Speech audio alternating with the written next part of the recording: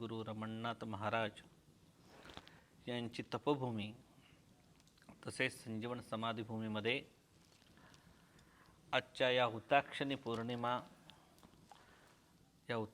पौर्णिमा सहित असणारा सोमग्रहण या ग्रहण कालखंडामध्ये सद्गुरू कृपा आशीर्वादाने सद्गुरू सानिध्यामध्ये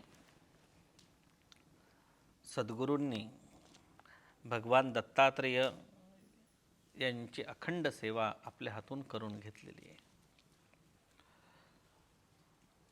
सर्वप्रथम तुम्हाला ही गोष्ट समजणं अत्यंत आवश्यक आहे की ग्रहण कालखंड म्हणजे काय।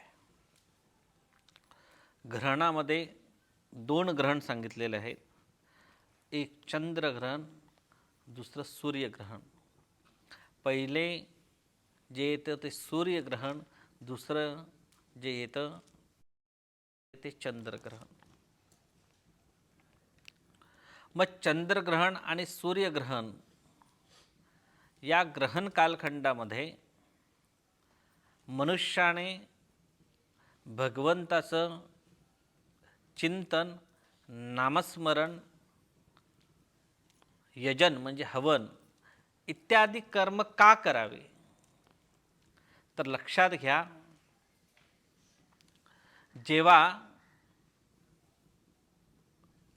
सूर्यग्रहणामध्ये किंवा चंद्रग्रहणामध्ये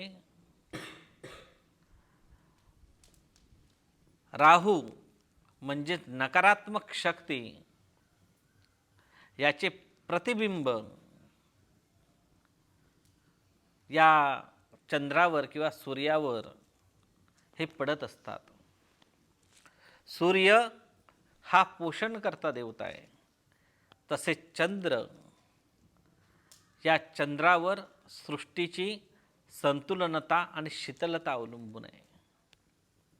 जेव्हा राहू या ग्रहाची प्रतिबिंबाची छाया या ग्रहांवर पडत असते, तेव्हा चंद्र आणि सूर्याचे प्रतिबिंब या पृथ्वी तलावर जे अविरतपणे या जीवमात्रांना जे पोषण करत असतात, ती प्रतिछाया नकारात्मक होत असते। मग नकारात्मकता आणि सकारात्मकता म्हणजे काय, तर बघा, सूर्य हे तेजोमय देवता आहे, चंद्र हे शीतल देवता आहे। सूर्याच्या प्रतिबिंबामधून प्रत्येक माणसामध्ये चेतना आणि ऊर्जा निर्माण होत असते। जर सूर्याचं आपण त्राटक साधना केली तर सूर्याच्या या प्रतिबिंबामधून आपल्या नेत्रामध्ये असणारे नकारात्मक जीवाणू याचा क्षय होत असतो आणि सकारात्मक ऊर्जा आपल्या शरीरामध्ये निर्माण होत असते। चंद्राच्या या शीतल छायेमध्ये आपल्या या शरीरावर शांतीची प्रतिबिंबता ही निर्माण होत असते। मग अशा वेळी जेव्हा ग्रहण कालखंडामध्ये राहूची प्रतिबिंब छाया या दोन्ही ग्रहावर जेव्हा निर्माण होत असते, तेव्हा त्यांचे हे पृथ्वी तलावर जे प्रतिबिंब निर्माण होत असतात, ऊर्जा निर्माण होत असते, ती कशी असते, तर नकारात्मक असते। मग या नकारात्मक ऊर्जेपासून जर प्रत्येक माणसाला, प्रत्येक या देहाला जर मुक्ती पाहिजेत असेल, तर आपल्या या शरीरामध्ये सद्गुरू कृपेने किंवा सद्गुरूंच्या आशीर्वादाने भगवंताची ऊर्जा म्हणजे भगवंताची साधना होणं गरजेचं आहे।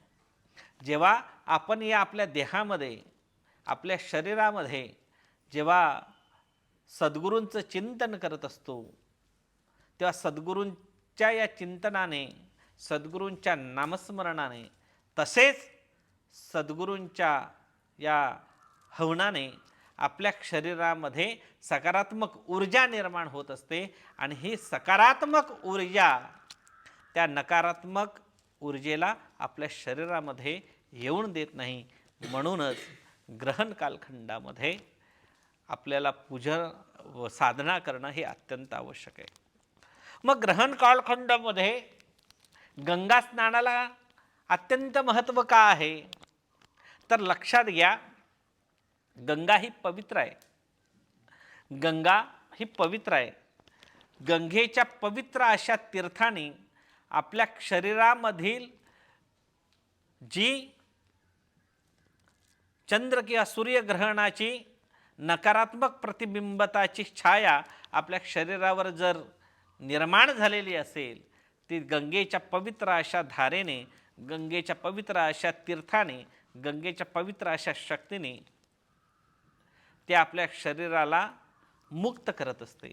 पण शरीराला मुक्त करत असताना जर या ग्रहण कालखंडामध्ये आपण जर ईश्वराचं नामस्मरण केलं, ईश्वराचं सद्गुरूंचं ध्यान केलं, सद्गुरूंचं आपण यजन म्हणजे हवन केलं, तर आपल्यामध्ये ऊर्जा निर्माण होत असते. हा पहिला अर्थ आहे.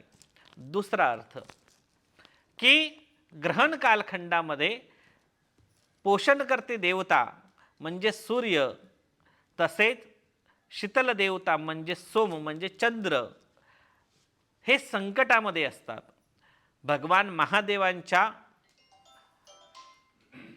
शापामुळे जेव्हा समुद्र मंथन होत असताना समुद्र मंथनामधून अमृत नावाचं जे रत्न बाहेर पडलं आणि ते रत्न बाहेर पडल्याच्या नंतर देव आणि दानव याच्यामध्ये वादांग निर्माण झाला. मग धन्वंतरी देवता ते अमृत घेऊन जात असताना, पलायन करत असताना ते अमृत हे असुरांनी खेचून घेतलं आणि असुरांनी खेचून घेतल्यामुळे देव आणि दानव यांच्यामध्ये हा अतिशय तीव्र गतीचा वाद निर्माण होत असताना भगवान नारायणाने मोहिनी रूप धारण केलेलं आहे. भगवान नारायणाने मोहिनी रूप धारण करत असताना भगवान नारायण मोहिनी अवतारामध्ये देवतांना अमृत देत होती आणि दानवांना मदिरा देत असताना हे राहू या असुराने बघितलं आणि राहू या असुराने बघितल्यामुळे देवताचं रूप धारण करून तो देवतांच्या रांगेमध्ये बसला. आणि देवताच्या रांगेमध्ये बसला असताना जेव्हा अमृत प्राशन करत असताना ते चंद्र आणि सूर्याने बघितलं आणि चंद्र आणि सूर्याने बघितल्याबरोबर चंद्र आणि सूर्याने मोहिनीरूप धारण केलेल्या नारायणाला सांगितलं की ही देवता नसून हा असुर राहू आहे. आणि नारायणाने नारायणाला क्रोध आला आणि आपल्या सुदर्शनाने राहू या असुराचं शिरच्छेद केला. जो क्षीर राहिला तो म्हणजे राहू, जो धड राहिला तो म्हणजे केतू.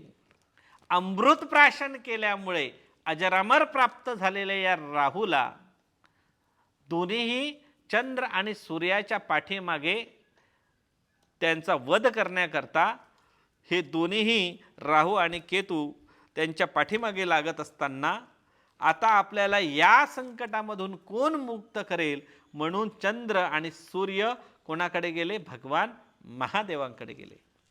भगवान महादेवांच्या समोर देव आणि दानव हे दोन्ही समान असल्यामुळे भगवान नारायणाने देव आणि दानवांमध्ये भेद केलेला आहे हे भगवान महादेवांना जाणवलं. आणि भगवान महादेवाने सांगितलं की जसा समुद्र मंथनामध्ये देवतांचं